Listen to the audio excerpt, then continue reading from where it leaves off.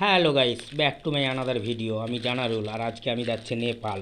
তো কাটিহার ডিস্ট্রিক্ট থেকে ভিডিওগুলো শ্যুট করতে লাগলাম।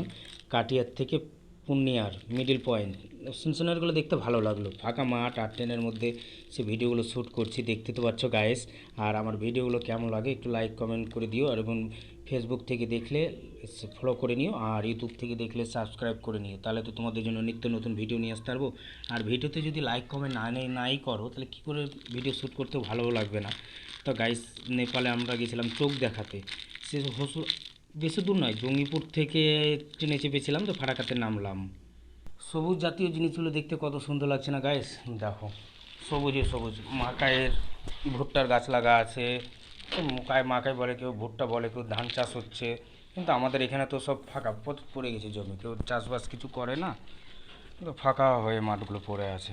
তো সিনসিনারিগুলো দেখতে ভালো লাগলো, তার জন্য ভিডিওটা শ্যুট করে নিলাম। ফারাক্কা থেকে যে ট্রেনে চেপেছিলাম সেই ট্রেনে সিনগুলো একটু তুলে নিলাম, শ্যুট করে নিলাম।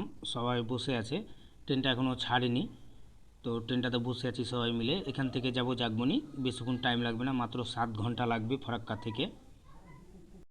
তো গাইস, এটা পূর্ণিয়া স্টেশন। পূর্ণিয়া স্টেশন থেকে আমরা যাব জাগবনি। ফারাক্কাতে চেপেছিলাম, কিন্তু বাট এখানে ট্রেনটা থামলো, তাই একটু ভিডিওগুলো শ্যুট করে নিলাম, যে একটু যাক একটু ব্লগও হয়ে যাবে, বন্ধুদের মাঝে একটু শেয়ার করা হয়ে যাবে।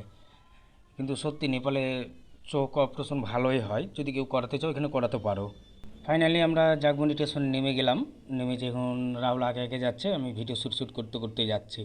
এখান থেকে যেতে হবে কিছুক্ষণ, গেলেই 2-5 মিনিট গেলে হেঁটে গেলেই নেপালের বর্ডার। এখানে কোনো পাসপোর্ট ভিসা কিছু লাগে না। বিনা পাসপোর্ট, শুধু আইডি প্রুফ বা ভোটার ছবি বা আধার কার্ড যে কোনো একটা দেখালেই যেতে দেবে। তো ইন্ডিয়ার জন্য এটা ফ্রিতে আছে, কিন্তু আদার্স দেশের জন্য নয় ফ্রি। আদার্স দেশের কোনো লোক যদি নেপালে আসতে চায় তাদের জন্য পাসপোর্ট ভিসা লাগবেই, কিন্তু আমাদের কাছে একমাত্র শুধু ইন্ডিয়ার জন্য ফ্রি আছে। তো আমরা হেঁটে হেঁটে টুকটুক করে চলে গেলাম এখানে। তো দেখতে তো পাচ্ছ গাইস, নেপালও, নেপাল বিহারেও কিন্তু জাস্ট প্রচুর গরম, এত গরম, গরমে টিকা যাচ্ছে না। এখান থেকে কিন্তু জাগমনি যেতে গেলে বেশিক্ষণ লাগবে না, সামান্য 5 মিনিট হেঁটে গেলে টোটো বা অটো ধরতে হবে ওপারে বর্ডার। দেখতে তো পাচ্ছ গাইস, এত রোদে শরীর অবস্থাটা কেমন হয়েছে, চোখগুলো ছোটো ছোটো, এমনিতেই চোখ ছোটো, তারপরে আবার ছোট হয়ে গেছে।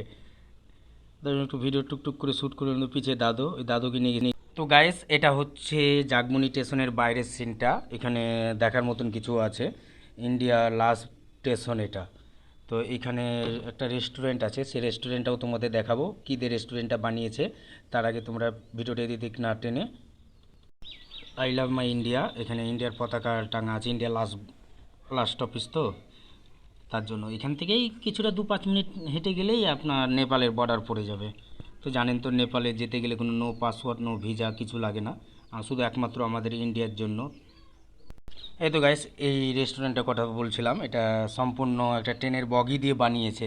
অনেক জায়গাতে এরোপ্লেনেরও তো রেস্টুরেন্ট আছে, কিন্তু এটা আমি ফার্স্ট দেখলাম। আমি